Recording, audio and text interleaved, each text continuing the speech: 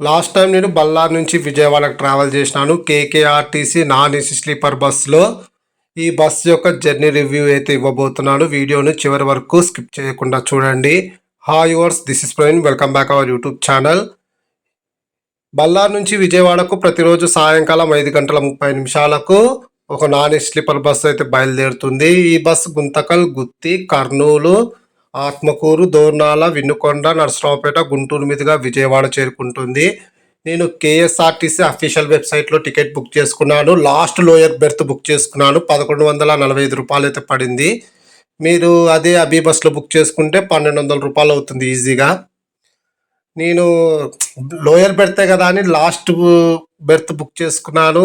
అది కొంచెం కంఫర్ట్ అయితే లేదు. ఈవెన్ బస్ కూడా చాలా old model bus. Charging point చూసుకుంటే కొన్ని సీట్లలో పనిచేస్తున్నాయి, కొన్ని సీట్లలో పనిచేయడం లేదు. తర్వాత మెయింటెనెన్స్ కూడా నాకైతే అంత నచ్చలేదు. అమోఘ వర్ష కానీ, తర్వాత ఏసీ స్లీపర్ బస్ మెయింటెనెన్స్ కూడా ఈ బస్సులో అయితే లేదు. చాలా ఓల్డ్ మోడల్. తర్వాత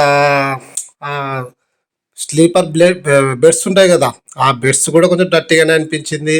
ఇంకా నా రిక్వెస్ట్ ఏమంటే, మీరు ఖచ్చితంగా ఈ బస్సులో ట్రావెల్ చేయాలనుకుంటే ఆ లాస్ట్ బెర్త్ మాత్రం అసలు బుక్ చేసుకోకండి. విండో ఓపెన్ చేసినా కూడా సరిగ్గా గాలి తగలదంటే అది ఇంకా ఏమనాలో నాకు అర్థం కాలేదు. నాకైతే నరకం అనిపించింది. అసలు ఆ లాస్ట్ బెర్త్ ఎందుకు బుక్ చేసుకున్నానో, నా టైం బాగాలేక అనుకుంటున్నాను. ఏది కోరి బుక్ చేసుకున్నా లోయర్ కదా అని చూసి అసలైన సినిమా అక్కడే స్టార్ట్ అయింది. నా ఛార్జింగ్ పాయింట్ అస్సలు వర్క్ చేయడం లేదు, నా బెర్త్ సైడ్ ఉండేది. తర్వాత విండో ఓపెన్ చేసినందుకు గాలి సరిగా లేదు. యువతల 2 బెడ్స్ కూడా అంతే, వాళ్ళు కూడా గాలి సరిగా లేదని చెప్పినారు. అప్పర్ బెర్త్ వాళ్ళు అదే అన్నారు.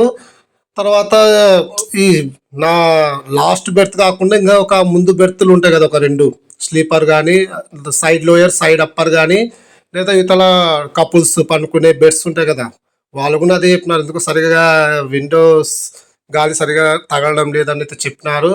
తర్వాత కొన్ని నా బెడ్ పైననే ఛార్జింగ్ పని చేయడం లేదా అనుకున్నా, అంటే నా సీట్లోనే.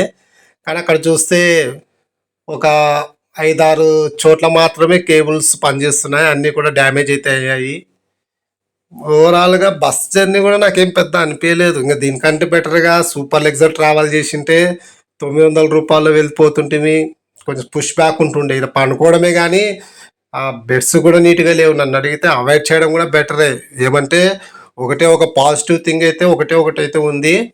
కరెక్ట్ 6:30 అంటే 6 లోపే ఒకసారి దింపేస్తూ ఉంటాడు. పంచువాలిటీ మెయింటైన్ చేస్తారు, అంతే తప్ప ఎందుకు ఈ బస్ అయితే ట్రావెలింగ్కి సెట్ కాదనే నా అభిప్రాయం.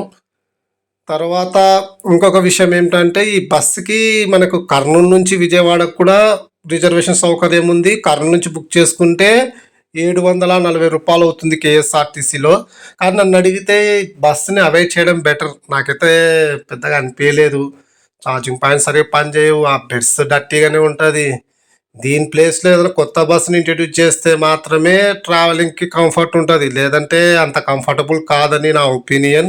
ఎవరైనా జర్నీ చేసింటే వాళ్ళు కూడా కామెంట్ సెక్షన్లో మీ జర్నీ ఎక్స్పీరియన్స్ కూడా తెలియజేయండి. ఇంకా డిన్నర్కి ఆపే హోటల్ కూడా ఓవర్ రేటెడే. నన్ను అడిగితే మీరు బళ్ళారిలోనే ఏదో ఒకటి పార్సల్ తీసుకొచ్చుకోవడం బెటర్. మీల్స్ 150 రూపాయలు పెట్టినాడు, దాని తగ్గట్టు ఫుడ్ క్వాలిటీ అయితే లేదు. వీడియో నచ్చితే ఖచ్చితంగా లైక్ చేయండి. Thank you.